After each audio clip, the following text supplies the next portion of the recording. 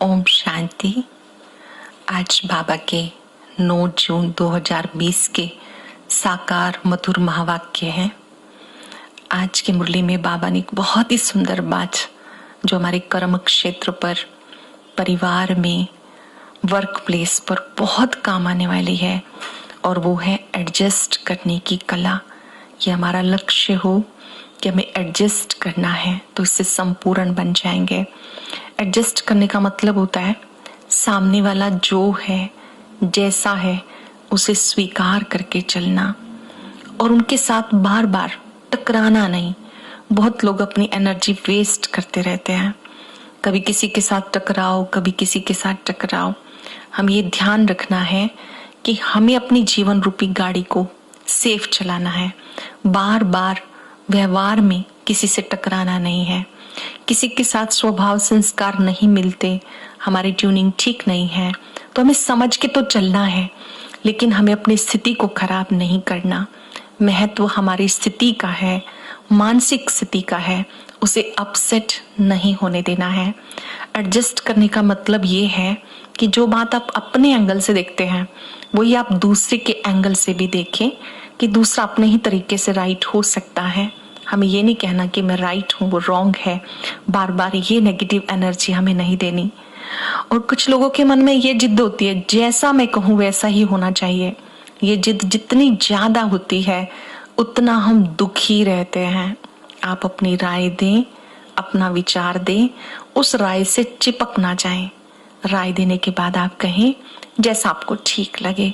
आपकी स्थिति भी ठीक रहेगी, सामने वाले की भी मनोस्थिति ठीक रहेगी। इसको मैं अपने कर्म क्षेत्र पर, अपने जीवन में जरूर उतारना है। बाबा ने बहुत अच्छी बात पक्की कराई कि स्वयं भगवान पढ़ाते हैं। इस बात की आपको बहुत खुशी होनी चाहिए। भगवान स्वयं हमारा टीचर बनकर ब्रह्मा तन से हमें पढ़ा रहे हैं, तो हमें रेगुलर पढ़ना है। और बाबा जब आते हैं तो हमें ज्ञान का तीसरा नेत्र देते हैं। जो ज्ञान का नेत्र है वो तीसरा नेत्र है, और इस तीसरे नेत्र से हमें अपने शांति धाम को याद करना है, जो हम सबका असली घर है। सुख धाम को याद करना है, जिस नई दुनिया में जाने वाले हैं, और इस दुख धाम को भूल जाना है। ये जो दुख धाम है इससे बाबा ने का दिल नहीं लगानी है, बल्कि तीसरे नेत्र से सबके गुणों को देखो, अपने घर को देखो, नई राजधानी को देखो। तो जब आप ऐसा करना शुरू करते हैं तो माया बहुत पेपर लेती है। माया का अर्थ क्या है? हम सब ने समझा कि धन को माया नहीं, बल्कि 5 विकारों को माया कहते हैं। आज बाबा ने कहा कि इस माया को भी परखने की बहुत जरूरत है, क्योंकि ये माया बहुत चतुर है। ये हमारे मन में संशय के रूप में आती है, कमजोर विचारों के रूप में आती है। इसको परखना है और इससे संभलना है। ध्यान देंगे हम बाबा की इस बात पर कि जब हम नए नए बाबा के बच्चे बनते हैं तो चलते चलते माया संशय लाने की कोशिश करती है, हिलाने की कोशिश करती है। चल सकेंगे, नहीं चल सकेंगे, क्या होगा, पूरा कर पाएंगे या नहीं। नहीं, एक बात हमेशा याद रखिए, भगवान ने मेरा हाथ पकड़ा है तो माया से मुझे डरना नहीं। बाबा ने कहा माया को पहचान कर इसको हटाते जाओ, विघ्नों को हटाते जाओ, और एक शौक रखो, मुझे अपना जीवन हीरे जैसा बनाना है। और हीरे जैसा बनाने के लिए ये माया किसी भी रूप में आए, कभी कभी ये गलत स्वप्न के रूप में भी आएगी, परेशान भी करेगी। कुछ लोग कहते बाबा माया को कहो ना, हमें तंग ना करे। बाबा ने कहा आप युद्ध के मैदान में हो, सब कुछ होगा। देखिए आप किसी गुरु के पास जाएंगे, आप कहेंगे कोई विघ्न ना आए, वो कहेंगे जी कोई मंत्र दे देता हूँ। यहाँ भगवान स्वयं कहते हैं कि जब आप मेरे बनेंगे विघ्न भी आएंगे, समस्याएं भी आएंगी, पर आपको डरना नहीं। क्यों? क्योंकि बाबा स्वयं हमारे साथ है। ये स्मृति अच्छे से पक्की कर लेंगे, बाबा मेरे साथ है, सब कुछ ठीक हो जाएगा। तो ये माया कुछ भी नहीं, जो कमजोर विचार हैं वो माया है। अब हम सुनते हैं आज की मधुर मुरली आदरणीय बड़े दीदी जी से, राजयोगिनी सरला दीदी जी से। ओम शांति। ओम शांति। आज है 9/6/20 के महावाक्य। बाबा कहते मीठे बच्चे सदा खुशी में रहो कि हमें कोई देहधारी नहीं पढ़ाते हैं। अशरीरी बाप शरीर में प्रवेश कर खास हमें पढ़ाने आए हैं। प्रश्न है, तुम बच्चों का बाप, तुम बच्चों को ज्ञान का तीसरा नेत्र क्यों मिला है? तीसरा नेत्र माना दो आंखें तो सबको है ही है, तीसरा नेत्र आत्मिक नेत्र। बाबा ने आकर हमें जगाया। आत्मा के अंदर ही मन बुद्धि है। मन संकल्प करता है, बुद्धि उसका स्वरूप बनती है, जिससे हम समझते हैं भगवान के महावाक्य। तो प्रश्न है, तुम बच्चों को ज्ञान का तीसरा नेत्र क्यों मिला? हमें ज्ञान का तीसरा नेत्र मिला है अपने शांति धाम और सुख धाम को याद करने के लिए। शांति धाम हमारा घर है, सुख धाम हमारा वर्षे का अधिकार का घर है। शिव बाबा इस समय हमें दोनों जहान का ज्ञान देते हैं। तो बाबा ने कहा कि ज्ञान का तीसरा नेत्र मिला अपने शांति धाम सुख धाम को देखने के लिए। मन की आंख से हम देख सकते हैं।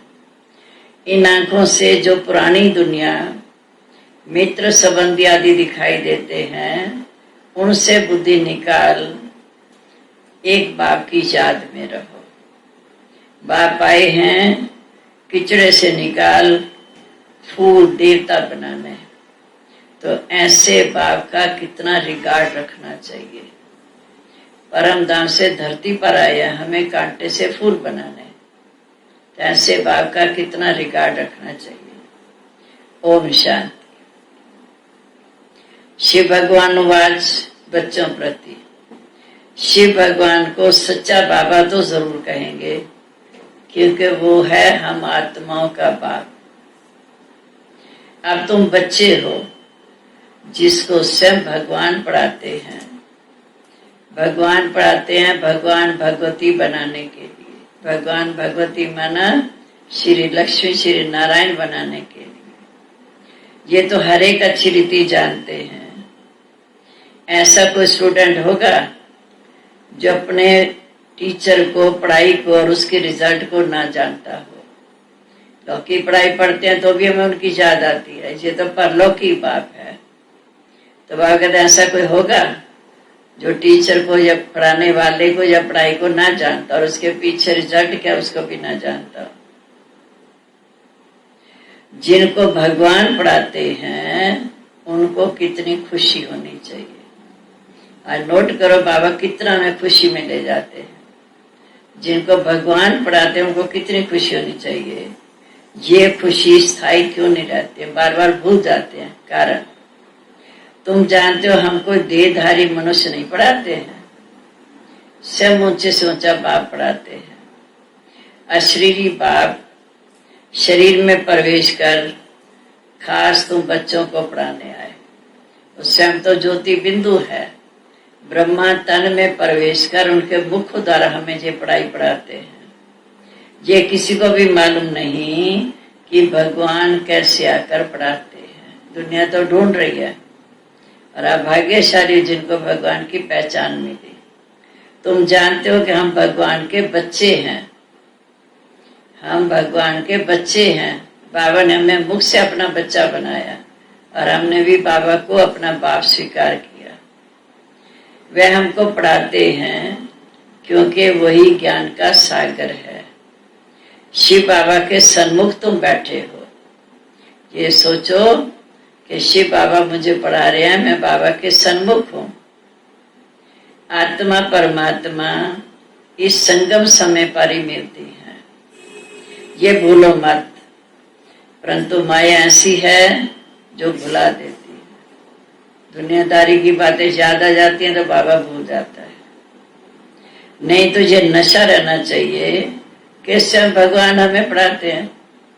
बार बार नशा चढ़ाए कि भगवान के हम सन्मुख बैठे हैं। वो हमें ब्रह्मा मुख द्वारा जो ऊंची से ऊंची पढ़ाई पढ़ाते हैं उसको याद करते रहना चाहिए। परंतु यहाँ तो ऐसे ऐसे हैं जो उस पढ़ाई सुनते सुनते भी भूल जाते हैं, बुद्धि बार भटक जाती है, कुछ भी नहीं समझते। भगवान खुद कहते हैं कि बहुत बच्चे हैं जो मुझे याद करना भूल जाते हैं। नहीं तो वह खुशी कितनी रहनी चाहिए। कौन पढ़ा रहा है ये भी हमारी बुद्धि में बैठ जाए तो कितनी खुशी रहनी चाहिए। हम भगवान के बच्चे हैं, वह हमको पढ़ा रहे हैं। माया ऐसी प्रबल है जो फिर हमें बुला देती है।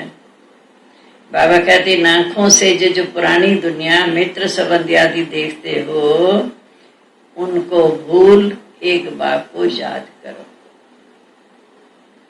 क्योंकि अभी बाप ने हम बच्चों को तीसरा नेत्र दिया है जिससे शांति धाम सुख धाम को देख सकते हैं। ये है दुख धाम, ये है छीछी दुनिया। छीछी दुनिया माना दुखी आपस में लड़ते झगड़ते हैं। तुम जानते हो यही भारत स्वर्ग था। कब था? जब हम सतयुग में थे। यही भारत स्वर्ग था, अब नरक है। तो बाप आकर फिर हमें नरक से निकाल फूल बनाते अर्थात सतयुगी देवता बनाते हैं। जैसे फूल में कितनी खुशबू होती है, कितना प्यार से रहते हैं।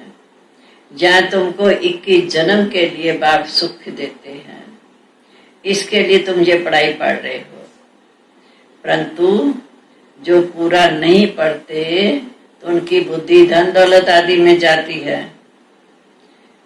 वह बाप कहते शांति धाम सुख धाम की तरह बुद्धि रखो, परंतु बुद्धि इस दुनिया में जाती है। जैसे अभी बाबा आया है हमें गुल पवित्र बनाने के लिए, तो इसमें मुख्य है पवित्रता। हमारे मन के अंदर विचार बड़े शुद्ध हो, हमारी दृष्टि सबकी तरफ शुद्ध हो, हमारा खान पान शुद्ध हो, क्योंकि जितना हमारा मन शुद्ध होगा उतनी बाबा की तरफ ज्यादा खींचेगा। तो बाबा हमको पवित्र बनाकर पवित्र दुनिया में ले जाते हैं। तो ऐसे बाप का कितना रिगार्ड रखना चाहिए, जो हमें क्या से क्या बना रहा है। ऐसे बाप का दिल से कितना रिगार्ड रखना चाहिए। ऐसे बाप पर तो कुर्बान हो जाना चाहिए, जो परम धाम से आकर हम बच्चों को ब्रह्मा मुख द्वारा पढ़ाई पढ़ा रहे हैं। तो बच्चों पर बाप कितनी मेहनत करते हैं, कितना हमारे अंदर किचड़ा आ गया है। बाप रोज ज्ञान स्नान कराकर हमारे किचड़े को साफ करते हैं, एकदम किचड़े से निकालते हैं। अभी तुम गुलगुल फूल बनते हो, जानते हो कलर कलर हम ऐसे फूल देवता बने थे। कहा जाता कि मनुष्य देवता किए करत न लागी वार।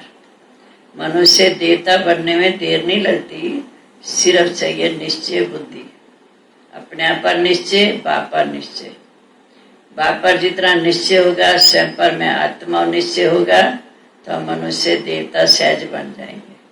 बाबा कहते जब शरीर छोड़ने को होता है तो यही कहते हैं ना, हे राम हे भगवान, तुमको तो कुछ भी कहना नहीं, क्योंकि तुम तो खुशी से तैयारी कर रहे हो घर जाने की। कहाँ ये पुराना चोला छूटे और हम घर जाएं, फिर हम नई दुनिया में आकर राज करें। वहां तो शरीर भी बड़ा सुंदर मिलेगा। पुरुषार्थ कर ऊंचे से ऊंचा पद लेना है। बाबा कहते देखना है, क्योंकि जितनी पढ़ाई पढ़ते हैं बाबा हमारी बुद्धि की आंख खोल रहा है। बाबा कहते अपने आप को देखो कि मेरे अंदर कौन सी कमी है। माया के विघ्नों से पार जाना है, कभी माया की चक्री में फंसना नहीं। क्योंकि जब तक एकांत में बैठ के हम अपनी कमियों को देखेंगे तो बाबा की याद की शक्ति से हम कमियां दूर कर सकते हैं, नहीं तो फिर अंत समय हमें परेशानी होगी। फिर बाबा कहते तुम बहुत ऊंचे पद पा सकते हो। भगवान पढ़ाते कोई कम बात है क्या? अभी तुम्हारी चढ़ती कला है। सतयुग से तो हम उतरते आए। पहले सतयुग में 16 कला थे, फिर त्रेता में 14 कला, द्वापर में 8 कला, कलयुग के शुरू में 4 कला। अब हमारे अंदर कोई कला नहीं, माना दिव्यता की। सतयुग के हिसाब से आज हमारे अंदर कोई कला नहीं है। तो बाबा आकर फिर हमें इस समय पुरुषार्थ कराते हैं। तो अब हमारी चढ़ती कला है, इस समय हम जो पुरुषार्थ कर सकते हैं, जितना कर सकते हैं, उतना उच्च पद के अधिकारी बनते हैं। तो बाबा ने कहा हर एक बच्चे को शौक रखना है कि हम अपना जीवन हीरे जैसा बनाए, सदियों में होंगे सोने जैसा। इस समय हमसे हैं हीरे जैसा, क्योंकि भगवान साथ है। हर एक को नशा हो गया, भविष्य जीवन हीरे जैसा बनाए, विघ्नों को मिटाते जाना है। कैसे भी करके पुरुषार्थ करके बाप से वर्षा जरूर लेना है, नहीं तो हम अगर फेल हो गए तो कल्पांतर पुरुषार्थ नहीं कर पाएंगे। तो बाबा कहते हैं अतीन्द्रिय सुख पूछना हो तो गोपी वल्लभ के गोपियों से पूछो। गोपी वल्लभ तो शिव बाबा है और हम है उसकी गोपियां। तो जितना हम उसकी याद में खुशी में नाचते हैं, उतना हमारा फिर सुख कायम रहता है। तो बाबा कहते तुमको अंदर में बहुत खुशी होनी चाहिए कि हम कितने सुखी बनते हैं। हम तो बनते ही हैं, साथ साथ हमारा भारत भी स्वर्ग बन जाता है। इसके लिए चाहिए श्रीमत पर भारत की सेवा करना। जितना जितना श्रीमत पर चलेंगे, क्योंकि शिव बाबा है श्री श्री, वो आकर हमें बनाते हैं श्री लक्ष्मी श्री नारायण। तो बाबा कहते जितना बाप की श्रीमत पर चलेंगे उतना तुम श्रेष्ठ बनेंगे। तुमको मत देने वाले ढेर निकलेंगे, उल्टी सुल्टी मत देने वाले ढेर निकलेंगे, लेकिन जो हमने सुना है या जो नजदीक आपके सेवा स्थान है वहां जाकर प्रैक्टिकल देखो, उस पर विश्वास करो।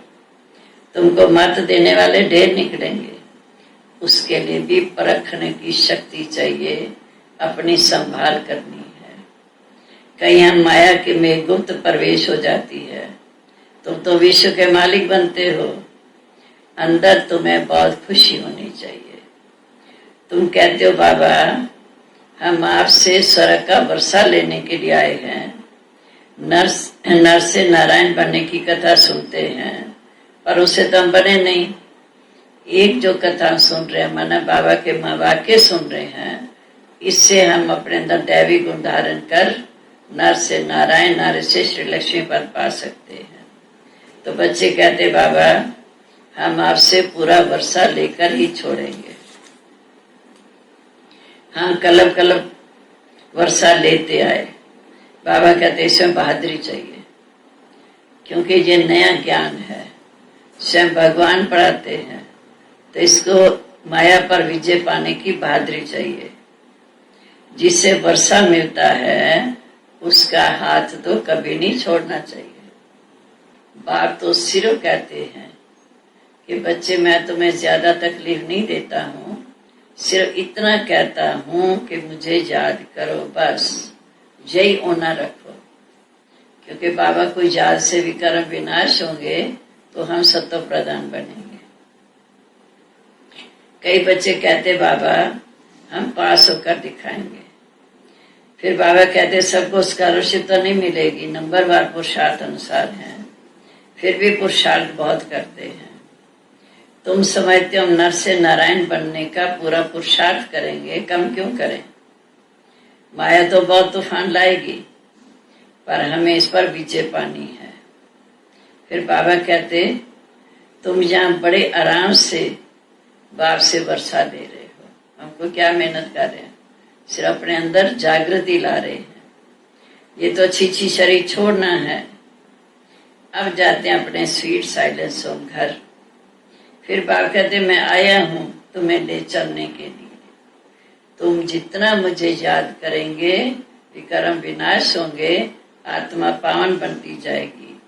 ये नई बातें हैं, इसलिए बाबा हमें रोज नई नई शिक्षाएं देकर, सावधानियां देकर हमारे अंदर खुशी मंगुसा भरते हैं। अच्छा,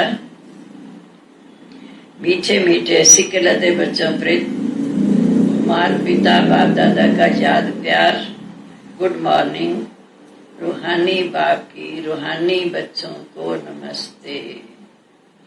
रूहानी बच्चों की, रूहानी बाप दादा को नमस्ते नमस्ते बाबा, गुड मॉर्निंग।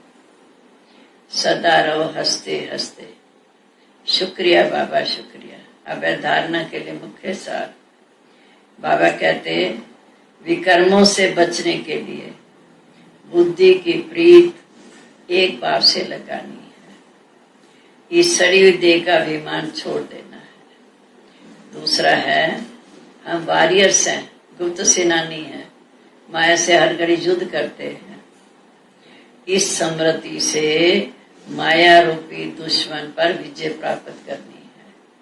हम वॉरियर्स हैं, इस समृद्धि से माया रूपी दुश्मन पर विजय प्राप्त करनी है। किसी की परवाह नहीं करनी, क्योंकि माया बहुत गुप्त रूप से आती है, इसलिए उसे परखना है और अपने आप को संभालना है। आज का वरदान है, ज्ञान कलश धारण कर प्यासों की प्यास बुझाने वाले अमृत कलशधारी भव। क्योंकि पहले हमें खुद ज्ञान को धारण करना है, फिर जो आत्माएं बेचारी तड़फ रही हैं, ढूंढ रही हैं, उनकी प्यास बुझाने के लिए उन्हें ज्ञान योग की शक्ति देनी है। ज्ञान का कलश धारण कर प्यासों की प्यास बुझाने वाले अमृत कलशधारी भव। अभी मेजॉरिटी आत्माएं प्रकृति के अलग काल के साधनों से आत्मिक शांति प्राप्त करने के लिए बने हुए अल्पज्ञ स्थानों से परमात्मा मिलन बनाने के ठेकेदारों से थक गए हैं। बहुत मेहनत कर रहे हैं, लेकिन प्राप्ति नहीं हुई। निराश हो गए, समझते हैं सत्य कुछ और है, प्राप्ति के प्यासे हैं। ऐसी प्यासी आत्माओं को आत्मिक परिचय, परमात्मा परिचय, अर्थात एक बूंद से भी उस आत्मा को तृप्त बना देगी। इसलिए ज्ञान कलश धारण कर प्यासों की प्यास बुझाओ। अमृत कलश सदा साथ रहे, अमर बनो और बनाओ। क्योंकि आत्मा तो अजर अमर अविनाशी है, उसका तो विनाश होता नहीं। श्री बाबा कहते, सदा याद रखो, मैं आत्मा अजर अमर अविनाशी हूँ। स्लोगन है, एडजस्ट होने की कला को लक्ष्य बना लो। कहीं भी हम रहते हैं, हमें अपने आप को एडजस्ट करना सीखना है। एडजस्ट होने की कला को लक्ष्य बना लो तो सहज संपूर्ण बन जाएंगे। क्योंकि हर प्रकार की वैरायटी संस्कार की आत्माएं होती हैं। इसलिए जितना हम अपने आप को एडजस्ट करेंगे, उतनी हम बाप के पास जाएंगे, उतने हम आपस में मिलकर रहेंगे। बाकी आज आपको विशेष शिक्षा दी जा रही है कि जो माँ वाक्य हम सुनते हैं, जैसे आज बाबा ने कहा, तुम बहुत खुश नसीब आत्मा हो। ये पढ़ाई भाग्यशाली आत्माएं सुनती हैं। जो सुन रहे हैं वो समझो कि हम बहुत भाग्यशाली हैं। शिव बाबा का वरदानी हाथ मेरे सिर पे है। हर कदम में बाबा को साथ रखेंगे तो हमारी रक्षा भी करेगा, सहयोग भी देगा और उसकी याद से हमारा जीवन ऊंचा बनेगा। ओम शांति। ओम शांति। आज एक नई क्लास अपलोड की गई है, जिसका विषय हम सब के व्यक्तिगत जीवन से जुड़ा हुआ है। इसमें बहुत बड़ी शिक्षा हमें मिलने वाली है, इसलिए आज पूरे परिवार को यह जरूर दिखाएं। तो ऊपर दिए गए बॉक्स को तुरंत टच करें और आज की क्लास सुनें। ओम शांति।